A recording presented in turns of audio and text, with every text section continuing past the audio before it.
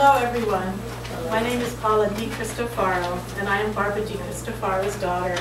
Barbara's son Peter is right here, my older bro. He's 4 years older than me. My husband Donald Bartlett, sitting behind Peter. Our daughter Francesca, in the front row here.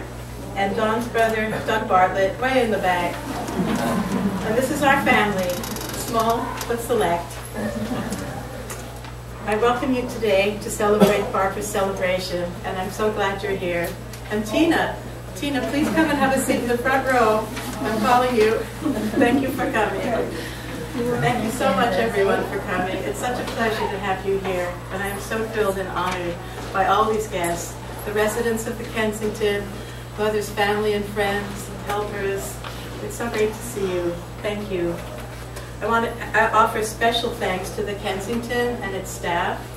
Barbara lived here for the last year and a half of her life, and the people who work here are so extraordinary, so kind.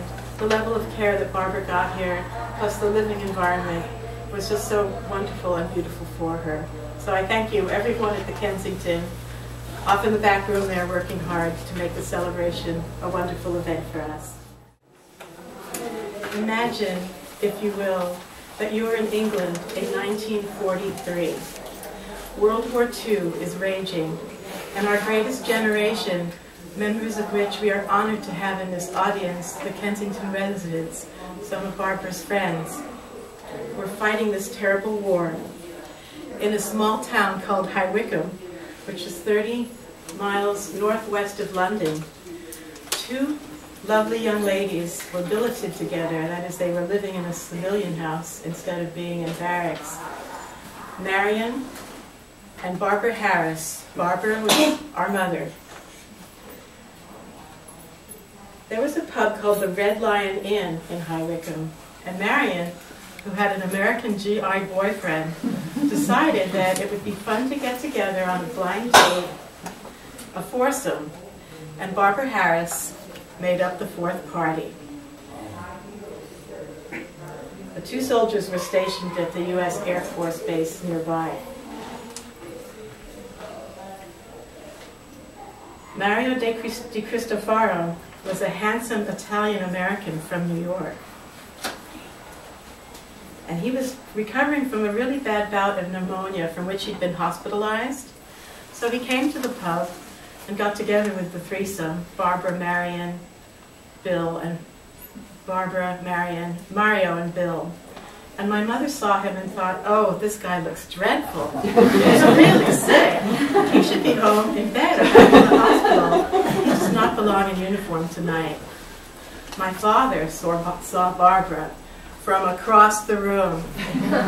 And he nudged his friend Bill. He said, I'm going to marry that girl. And Bill said, are you out of your mind? And the rest is history.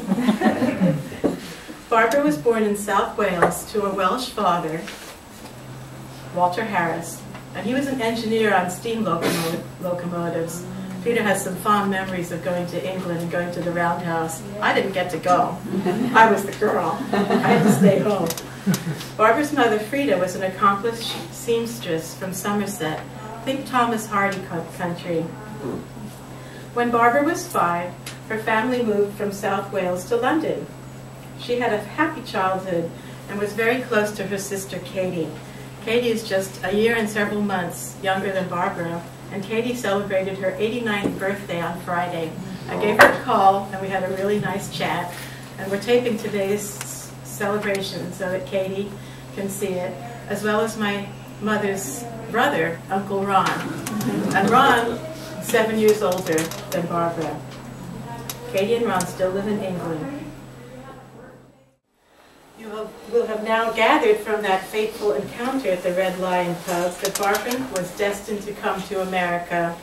She and Mario married in 1944, and at the end of the war, Barbara came over on a flight from England with a whole cargo full of war brides. It was an unpressurized plane. Apparently it had to fly so low to the ocean that the waves were practically hitting the fuselage. And because of a snowstorm, the plane was diverted to Cleveland, Ohio. So Mario took the train and met Barbara in Cleveland, and they took the train back together to New York. It was New Year's Eve, and Barbara has a journal where she writes on her first day of the new year in 1946 that she saw the new year in the American way, accompanied by noisemakers, and then, much to my shame, I fell asleep amidst the festivities. I fell asleep in a burst of tears and exhaustion, a fine start to the new year. But she had a fine start to a new life. An astounding new world awaited her in America, and Barbara made the most of it. Barbara was embraced into Mario's very traditional Italian-American family, and they loved her instantly. Barbara would sit next to my grandfather, Mario's father, Oreste, at the head of the table, a huge table, and they would share glasses of red wine together. Her mother-in-law, my grandmother, Donata Maria, was working hard in the kitchen to create those amazing meals that the whole family would enjoy every Sunday. And I remember as kids, every Sunday, going off to grandma's. And she also, Donata Maria was also teaching Barbara how to cook spaghetti and meatballs the right way, so that her American husband would have a good meal made just like Mama did. Very important to hanging on to that American husband, then. But Barbara couldn't believe where she had landed. There was so much food that she wept. She was thinking about her family and friends in wartime England who had nothing for years. They just had no groceries and no food. And looking at this table laden with food, it just broke her up.